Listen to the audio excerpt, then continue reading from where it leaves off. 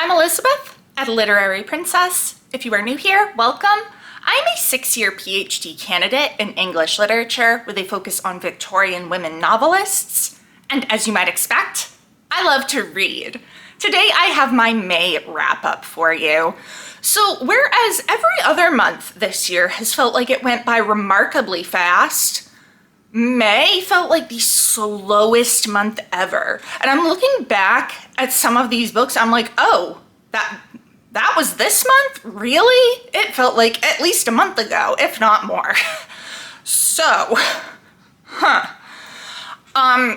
also had a whole TBR that you can go look at in the May TBR video, done by my TBR wheels who were evil. And I read a grand total of 2 books off of that TBR, none of which were the ones that came up on the wheel.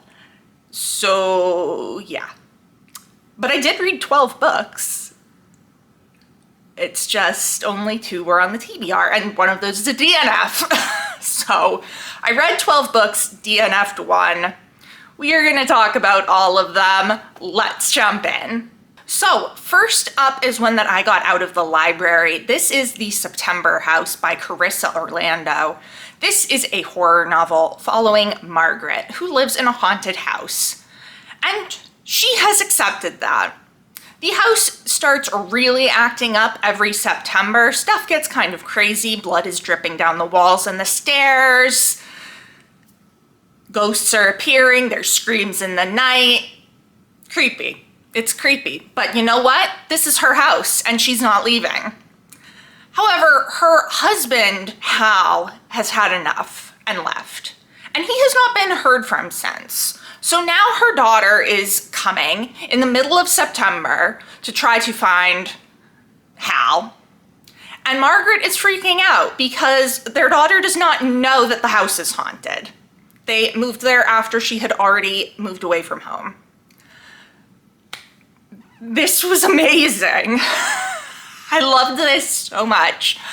It reminded me a lot of the first season of American Horror Story, which is Murder House, which is my favorite season and also the best season. No, I will not hear any contrary opinions because mine is the objectively correct opinion. Anyway, so yeah, it reminded me a lot of that. In that all these people have died in this house and they're remaining there and they're from all different time periods. It was just great. I loved Margaret as a character. I love that you never knew what was coming. I was like, where are we going? Where are we going, Carissa Orlando? It was such a great ride and so much fun. So this was a 5 stars from me. Next up was another library book that I've had on hold since January. This is Adrift and Currents Clean and Clear by Shannon Maguire. It is the 10th book in the Wayward Children series, and we are following Nadia, who has been brought into this portal world of water, and I totally forget the name of it. I forget the name of it because I can't pronounce it, but it's the land beneath the lake, basically. So with this series, the odd-numbered books are following the main plot after the children have been to their portal worlds, and the even-numbered books are seeing what their adventures in the portal worlds were like. So that was one of these. This is actually my least favorite of the series so far. I felt that it was very rushed. Like, we didn't spend enough time in the world, I felt. Like, we spent a lot of time with the lead up of Nadia being an orphan in Russia and then getting adopted by these American parents who don't really get her. We spent a lot of time with that. And then we got to the portal world and we spent a lot of time on like her first few months there, and then we had this humongous time jump. And it felt like it happened very quickly. These are novellas, they're short, so they always happen quickly. But this one felt just a lot faster than the others, and I didn't feel like I got to know the world enough or to even know Nadia enough to really care that much about her. So I was a little disappointed. I still enjoyed it. I gave it 3.5 stars, but I'm not probably going to reread this one, where there are other ones that I would definitely reread. And I am much more looking forward to the new book that will be coming out next year that is following one of my favorite characters, Nancy, in one of my favorite worlds, the Halls of the Dead. So yeah, the most disappointing of her books for me so far, but it was still good. 3.5 stars. Now we get to a carryover from April. I know what order the months go in. This was my 18th century novel project book for April, Pamela by Samuel Richardson. I have a whole video talking about this. It does contain spoilers, but if you want to know more of my thoughts, I'm not going to rehash them here. I did really enjoy this though. I gave it 4 stars, and I love Pamela as a character. I think Richardson did a really good job making the points he was trying to make about class and gender. I wish the ending had been a little bit differently, but I understand that he probably couldn't have had it be different in the 18th century unless he wanted it to end tragically. So since he didn't want it to end tragically and wanted a happy ending, the ending had to be what it was. But it was uncomfortable for me because her love interest is... But I did give this 4 stars and I really enjoyed it, and I cannot wait to read his other book, Clarissa, which is a lot longer, but apparently even better. Next is another one that I have a whole review for, and this was my favorite of the month. Jane Austen's Bookshelf, a rare book collector's quest to find the women writers who shaped a legend by Rebecca Romney. Again, I have a whole review video that you can go to for my full thoughts, but I loved this. It is my favorite book of the year so far, and I would highly recommend it to everybody because it is so good. It is tracing the women writers that we know Jane Austen would have read because she mentioned them in novels and letters, and looking at how these women shaped the tradition that Jane Austen would later contribute to, and then how they have been forgotten as time went on, whereas Austen has not. Yeah, 5 stars. I love it so much. Top book of the year so far. Going back to another library book. This is The Crimson Crown by Heather Walter. This is a Snow White retelling. So I read Heather Walter's Malice duology, which was a Sleeping Beauty retelling a few years ago now. And I really liked the first book of that, but the second one was... So when I heard she had a new duology coming out that was a fairy tale retelling, I was like, I do want to see it, but I'm hesitant. Like I'm approaching with caution. But this is following a woman with a name that is Aelith. So Aelith is a witch, and she is in a world where it is illegal to be a witch. So her and her mother and their coven are basically in hiding. And Aelith had a sister who died, and she really wants to get her sister back. And she ends up running away from her coven to go to the capital city. I forget what she's actually trying to do. Oh, she's trying to get these special items that the witches had made to keep things from beyond the veil from coming through to the regular world. And in the witch hunts, the White King and his people stole these items that I forget what they are. I'm really doing a great job explaining this, aren't I?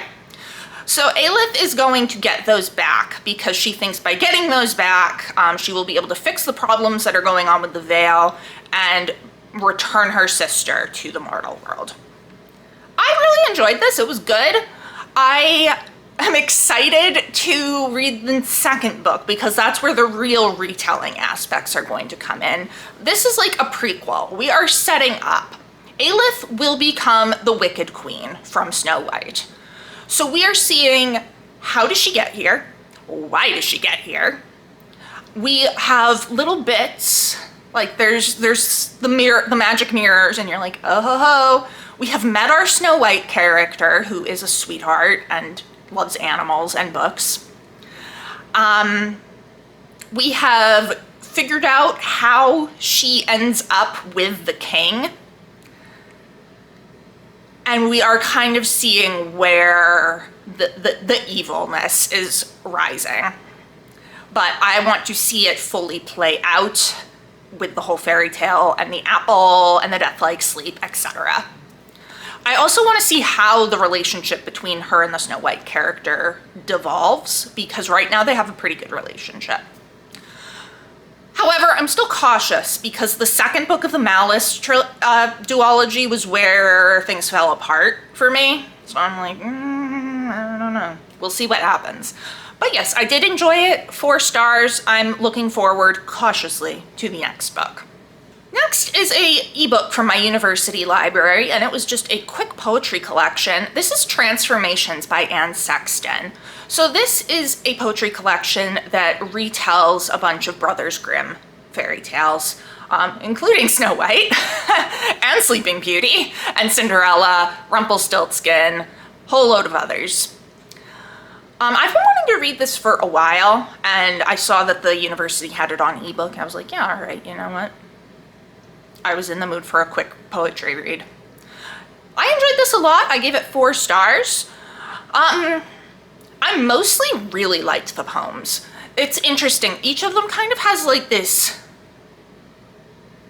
prologue poem that is like more confessional and kind of the typical poetry you expect from Anne Sexton in a way. And then the second part of the poem retells the tale, but it connects back in with that kind of prologue piece. It was a very interesting setup. As I said, I liked most of the poems. There was one that made me very uncomfortable, and it's the Rapunzel one, which is probably just called Rapunzel because I'm pretty sure they're all just called by the titles of the fairy tales. The Rapunzel poem is dealing with this relationship between an older woman and a much younger woman. And knowing a bit about Anne Sexton's biography, not a whole lot, she was accused of assaulting her daughter. So that was uncomfortable. I was like, oh my God, is that what she's talking about here? Oh my God, yikes, yikes, yikes, yikes. However, the poetry was really good. That poem made me uncomfortable, but like the Sleeping Beauty poem was super interesting because she imagines her as having insomnia after being woken, which totally makes sense. I also really liked the Frog Prince one. So yeah, this was 4 stars from me. I'm glad that I read it, and despite the discomfort of the one poem, it was a really good collection. Now we get to my book club pick for the month, which was a reread for me. This is The Good Earth by Pearl S. Buck. It's a university library copy, so it is a naked hardback. This is from the 1930s, and it is a piece of classic American literature that I had to read for middle school, and it is looking at Chinese peasants in, I think, the very early 20th century. Although I don't know a lot about Chinese history, so while there were some hints, I couldn't exactly pin down the time period. But we are following Wang Lung, or Wang Lun. I don't really know how to pronounce his name. It is spelled Wang Lung. And he is a peasant farmer. And when we meet him, he is getting married to a woman who was a slave in the great house Olan. And this is just the story of him working his way up from peasant farmer to wealthy landowner. I liked it more than I did in middle school. I don't know why you'd give this to a group of middle schoolers. Like, what 13-year-old is going to be interested in this? No one. No one. Sorry. So, yeah. I did like it better. I really appreciate Olan as a character because she is amazing. She is a badass. She is very silent but strong, and is basically the only reason anything gets done in this entire book because everybody else is useless. And she does not get treated with the respect she deserves by her husband or anyone else in her family. Yeah, she's the only character that I liked. Everyone else sucks. So if the book had been focused on her instead of Wang Lung, I would have been way happier. But no, we were focused on Wang Lung, who is an idiot sometimes and a very frustrating man. So,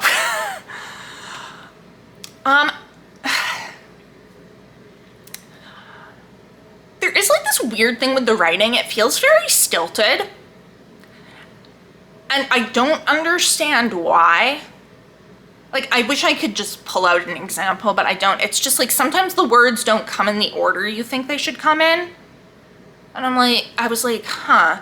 So it kind of made it hard to really get into the story because there's always this weird thing with the writing going on. I also have to wonder how accurate this portrayal of China is. Pearl S. Buck was a missionary who came from America to China. So she did live in China most of her life, I think, and was doing like lots of charitable work and working with orphans, and like she did a lot of good stuff, but she is there as a Christian missionary. So there is some discussion of religion in this book, and I'm like, I wonder how much is based on how people actually were, or how much is just her kind of projecting her feelings about Chinese religion onto it. Like, I don't know. It's really hard with these older books when the author is coming in with this kind of colonial religious mission. So I'm always like, I don't know. Some people said it was very accurate. Some people said it was not accurate. So yeah, I don't know. I ultimately gave it 3 stars, mainly for Olan because she's great. Like the rest of them, I'm like, oh my God. Their children, their sons are... I will say though, I've gotten a great phrase from this book. So as Wang Lung gets older and his sons are like adult men now and they're always fighting and there's always bickering and he's always just like, will I never have peace in this house? And now whenever the cats act up, that's what I say. So I did get something good out of this. Although, yes, I did like the character of Olan. I just was not in love with the writing. So 3 stars. So at this point in the month, I was reading multiple things and I didn't want to be reading any of them. So I was reading Tom Jones for my 18th century novel project, which we'll talk about later. I was reading The Heir of Redclyffe by Charlotte Mary Young, which I did really like and we'll also talk about later. But again, both are classics, both are pretty, not easy reads just because they're older. And then I was reading Jack by Marilynne Robinson, which I wasn't really liking. and we'll also talk about later. But at this point, I was just kind of stalled out, and I kept like wandering around the house, and my husband would be like, what? I'm like, I don't want to read any of the books that I'm reading. He was like, okay. So I decided what I really needed was a nice, cozy mystery. So I ordered from the library some Poirot books. This is The Mysterious Affair at Styles, the first book in the Poirot series. I had read this in undergrad for a class on mysteries, so this was a reread for me, but it was exactly what I needed. It was great. I gave this 4 stars.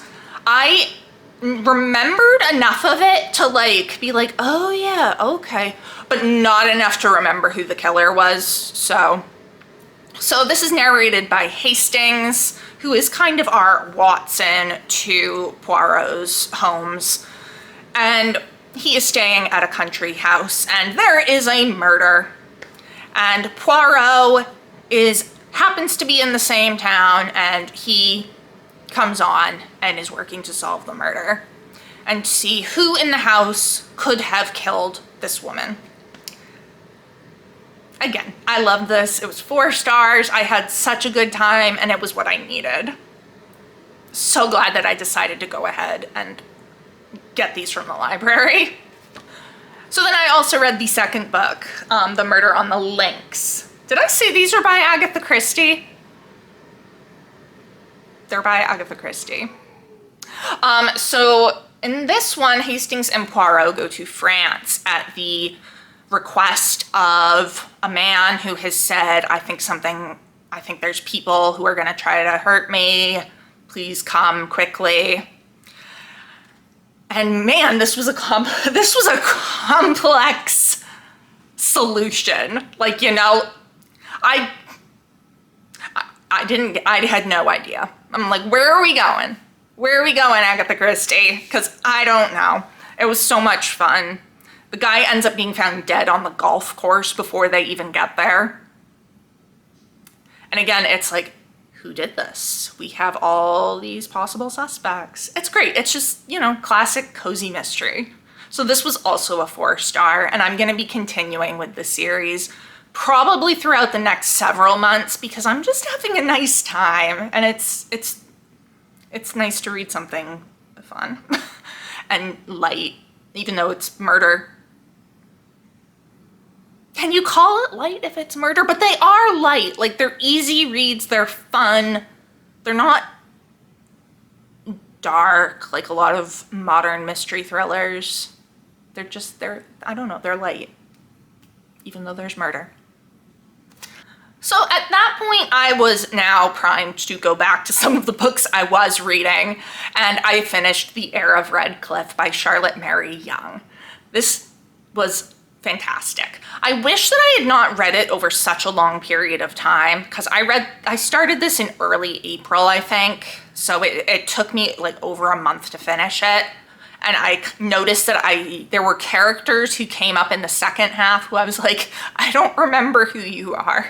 I know I've seen your name, I know you were introduced, but I don't know you. However, this was really good. It tells the story of Sir Guy Morville, who is the heir of Redclyffe. His grandfather dies and he goes to live with a guardian, Mr. Edmonstone, who has 3 daughters and a son. He quickly falls in with the family and is also kind of falling in love with one of the daughters, but his cousin, who is also a cousin to them but on a different side of the family, it's confusing. His cousin Philip has this horrible prejudice against him and screws everything up. Oh, Philip. Oh, Philip. I'm actually going to do a full review of this, so I'm not going to say a whole lot about it right now, but I did love it and I gave it 5 stars. Next, I picked up one that I've had on my Kindle for a really long time now. This is The Heroine's Journey for writers, readers, and fans of pop culture by Gail Carriger. So this is looking at the heroine's journey. We all know the hero's journey. It's been talked about a lot, but there is a heroine's journey that is different than the hero's journey. So this is going through what are all the major plot beats of the heroine's journey, what are some examples, how can you use it in modern writing. I thought this was really interesting, and it actually gave me some good ideas for structuring of a piece of creative writing that I will hopefully be working on when this dissertation is done, if it is ever done. But yeah, I really enjoyed it. It was a very quick read, and I gave it 4 stars. And finally, the last of the finished books. Tom Jones by Henry Fielding. I just finished this last night, and look at this. It's huge. This was kind of a slog. There is a great plot here. An amazing plot, even. Like a really good one. But my God, Henry Fielding, shut up. Like, there's so much unnecessary stuff in here. Just stop. Go to the plot. Go to the plot, my friend. He is worse than any Victorian I have ever encountered. I will be doing a whole video on this since it's an 18th century novel project book. But yeah, that's basically my feelings. I gave it 3 stars because, like I said, great plot. Like, fantastic plot, excellent plot. Can't wait to watch the miniseries versions. There are 2. One by BBC and one by, it might be BBC or it might be somebody else, I don't remember. That's a more recent one, and then there is one from, I think, the 80s that BBC did. Like, really excited to watch those because I know they're gonna trim down some of the stuff that didn't need to be there to get to the heart of the book, which is really great. This man needed an editor. To tell him, Fielding, you need to shut up. Just stop. Get to the point. So.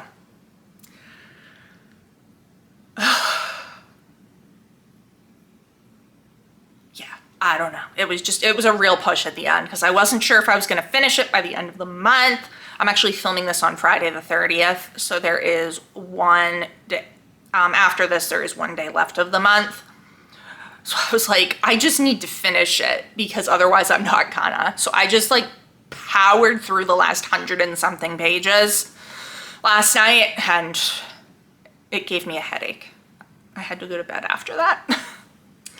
But yeah, 3 stars. I will have a whole video on this. So those were all of the books that I read, but what about the one that I did not finish? And that is Jack by Marilynne Robinson, which I was reading for the Robinson read-along hosted by Kelly from Books I'm Not Reading. Now, I enjoyed the first 3 books in the Gilead series a lot. Loved the first one, liked the other 2. What happened? Marilynne Robinson, what happened? I was so excited for this book because Jack is a really intriguing character in the other ones, but the writing felt different. Like, I only got to